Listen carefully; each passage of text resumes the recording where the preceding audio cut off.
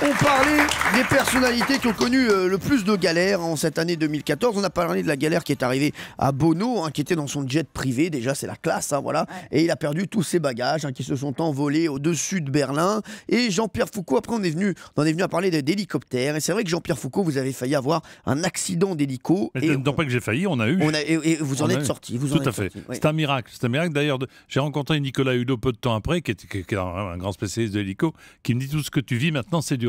On était à Val d'Isère, on a décollé pratiquement au-dessus de l'Isère, non pas l'endroit où l'Isère bouillonne, il y a des cailloux, il y a des rochers, etc., et très peu d'eau. C'est le début du cours d'eau.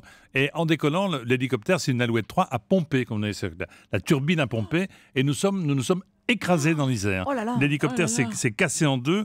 Moi, j'ai voulu sortir. Le pilote m'a retenu parce que j'avais oublié que pendant ce temps-là, les pales continuaient à tourner. Il a dit, ne vous inquiétez pas. Il a coupé l'arrivée de pétrole. Et miraculeusement, parce que moi, je me suis dit, c'est comme dans les films américains, ça va exploser. Il n'a pas explosé et nous en sommes sortis miraculeusement indemnes. Et ça veut dire que ça fait très, très peur. Puis après j'ai appris à piloter des hélicoptères. Et donc, j'ai eu beaucoup moins peur. Mais il fallait le faire tout de suite parce qu'on est venu immédiatement nous chercher avec une autre machine pour aller à l'endroit où nous devions nous rendre.